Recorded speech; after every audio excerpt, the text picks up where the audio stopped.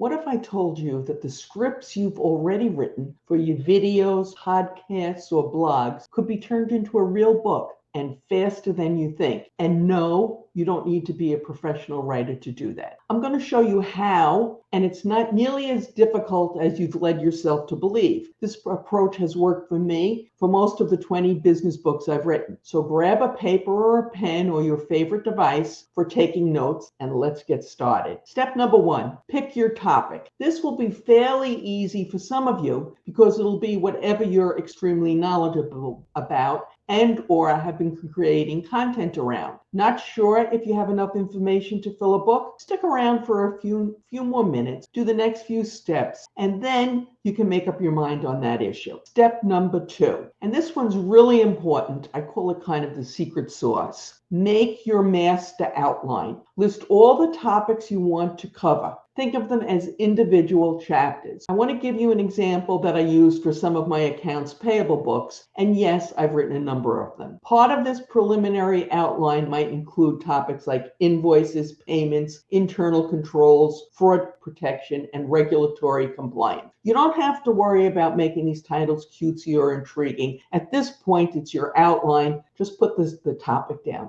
Ideally, you'll have 12 to 15 big topics, but if you don't worry. Keep going, because when you finish the next step, you may go back and break some of your bigger headings into smaller groupings. I'll show you what I mean in a little bit. If you've made it this far, by the way, you're already ahead of 90% of the folks out there. Step number 3, take each of your topics and start adding as much detail as you can, breaking each topic into mini topics. So for example, going back to my example, let's break down the payment group. In the payment group, I might have checks, ACH, wire transfers, credit cards, and Zelle and Venmo. As much detail as you can. At this point, you're not going to worry about the order of the information. You just want to get your master list. You're trying to get as many topics listed as possible. As I added details in my example, it quickly became apparent to me that the payment section had too many details to be one chapter. So it was broken down into check payments, ACH payments, etc. And then the subtopics under each were listed. It is not possible at this point to have too much detail, but it is possible to have too little detail. When I was thinking about this channel and related contents, I made a master outline to see if I had enough content. I came up with 29 topics or chapters, if you will, if I was doing it for a book. And each had 5 to 10 subchapters. So you can see that's somewhere between 150 and 300 topics to talk about. The process usually takes several days, if not longer. You will continually think of new issues you want to add, and that is fine. This is a working draft document and nothing is set in stone. So you may find that when you start writing, you'll want to add or rearrange. If you're thinking at this point, well, maybe I could write a book about whatever, give this video a like so I know that you're serious. So we make more videos about putting together a book. Step 4, when you finally have your outline complete, review it, reorder the material into an order that would make logical sense to a potential reader. Do not put it in the order of the topics you want to write about or topics you think that are most important or whatever. This is about your potential reader, your audience. What order would make sense for them? Now here's where it starts to get really interesting. Step 5. Now you have to decide if you have enough material to go forward. How much do you need to get started?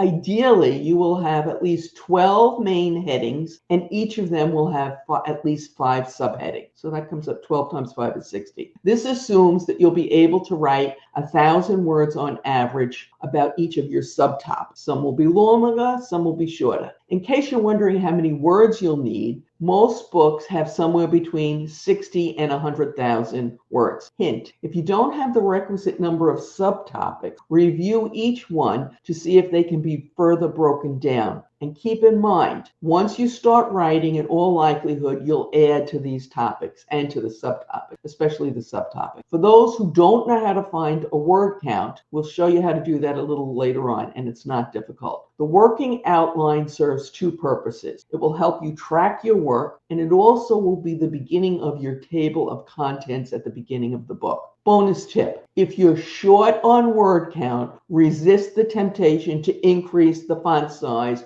or the space between the lines. If you do this and you publish the book, it will mark you as an amateur faster than any other mistake that you might make. What fonts should you use? There's a lot of different ones, but Garmin font at 11 is one good choice. Step number 6, set up a Word document for each of your main topics or each of your chapters. Copy and paste your mini outlines into the beginning of each, so you'll have easy access for these topics that you'll want to cover in each chapter. You'll need a document also for glossary at the end of the book. This is not an absolute necessity, but a nice to have. It will contain terms and definitions that your reader might need to look up. So, for example, if you were putting together a cookbook, you might want to define terms like saute, caramelize, deglaze, etc. Err on the side of having too many terms rather than not enough. Now, you've got your foundation. Let's build on it. Step 7, start writing. You might start at the beginning, but if you're like me, you'll have topics that you really like, ones that you're okay with, and then a few for whatever reason you despise. Ideally, you'd write those few that you despise initially first and get them out of the way. But realistically, if you're anything like 90% of the rest of us, putting them first will lead to serious issues of procrastination. So ignore those topics for the time being. Start with one that you're really passionate about. The words will flow. Don't worry about perfection, perfect grammar, interesting or compelling introductions. Just get the basic information on the paper. When you finish that first section, move on to another that you really like. This way, very quickly, you'll have a nice base of information and you'll be motivated to keep going. Few people do this next step, but if you do, it will keep you motivated and on track, especially when you see how much you've accomplished. And I love, by the way, to do this. Step 8, keep track of your Word document. This is not strictly necessary, but I know I am always anxious to know where I stand, and I'm guessing you'll want to know the same. So you can set up either in Google Sheets or an Excel spreadsheet for this purpose. As I said, it's not strictly necessary, but I like to do it and it's easy. And you can find your word count on the bottom of any Word document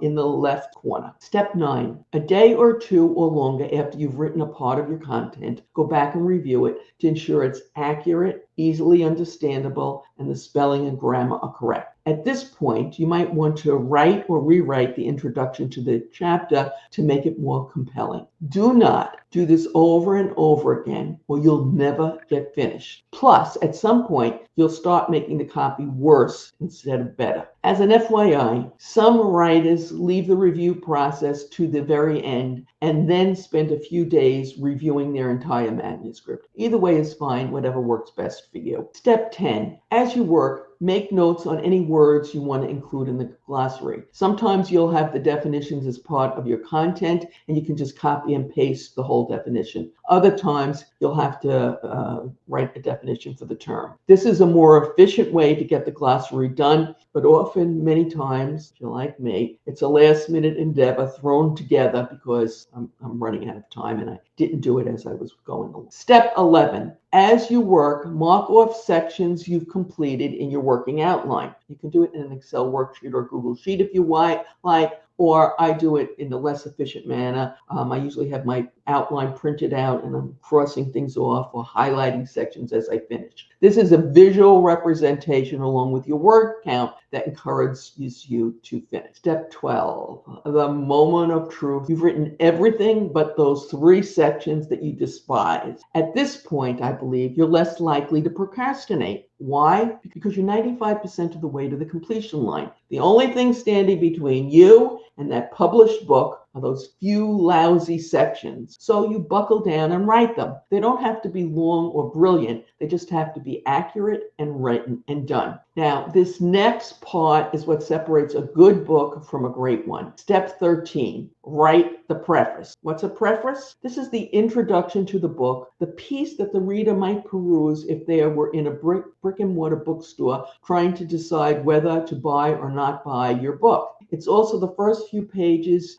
Amazon is likely to show online to viewers. Read a portion of this book. Put it bluntly, this is your chance to grab potential purchasers and make them feel like they absolutely have to buy your book. Tell them a little bit about why they need your book and what's in it. Think of it like your hook for a video or a blog post. Don't just dash anything off. It may sound like it's not important, but in reality, it might be the most important part of your book after the cover and the title. The reason for this is because people reading this will often make their buy or not buy decision based on that. Okay, let's shift gears a little. The worst is over. You're close to the finish line, but there's still a few more things to do. Step 14, decide on the title of your book. You may have a working title, but the final title is likely to be something a little different. Sometimes it will come to you while you're working on the project. If you're using a traditional publisher, they are likely to select the topic. When you select your final topic, keep in mind that your book is a how-to book. What this means is that this is not the time for flights of fancy. For starters, your keyword absolutely must be in the title. The keyword in the title should be the one that people will search for.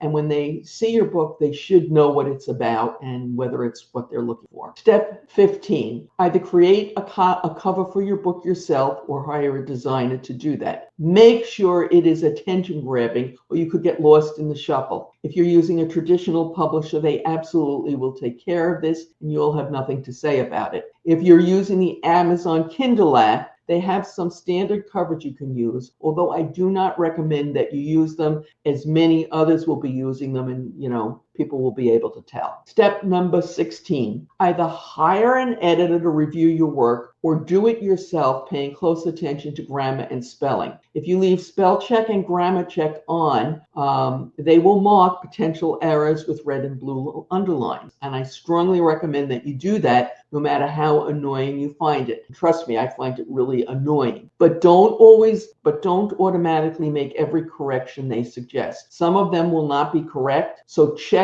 everything closely, especially on the grammar. And be aware that no matter how careful you are, typos will slip through. It happens all the time. And you can look at it and you can have 14 other people look at it, and inevitably that typo will be there. So it's life.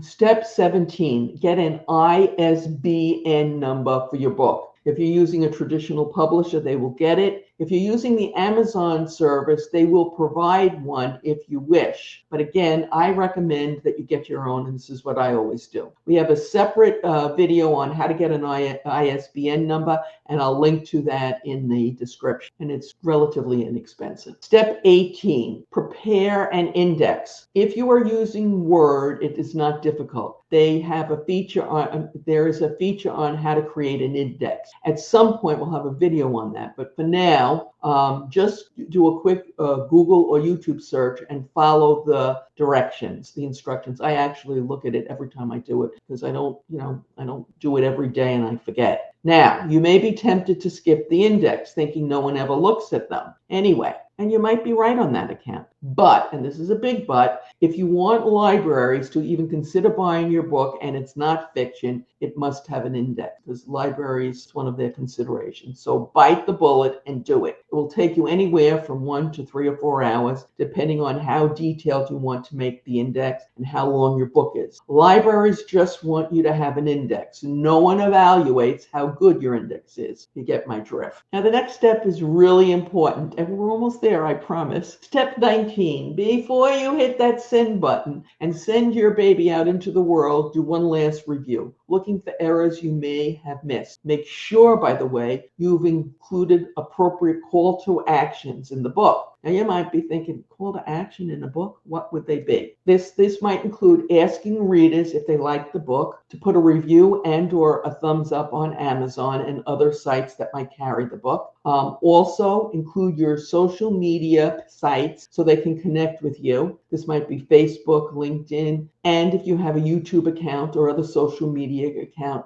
include that and ask them to connect that way. This way, you have a bigger interaction with your readers. Now, you think you're finished when you've hit that send button, but not quite. Step 20, Even before your book is published, and definitely afterwards, begin publicizing it within your network. This might be an announcement on your social media sites or an excerpt posted on one of these sites. Send copies of your book to people who you think might review it, invite you to be a podcast guest, or otherwise promote your book. Most people never write a book, not because they can't, but because they never start or they never finish. Now you know how. So pick your topic, write your outline, and begin. Your future readers are out there waiting. I've given you a broad outline for how to put together a how-to book. I could have talked for much longer about each of these steps. So please come back frequently, as we'll be posting more extensive information about each, as well as how you can convert content from various platforms. In fact, if you want to get started, click on the link that has appeared on your YouTube screen for most video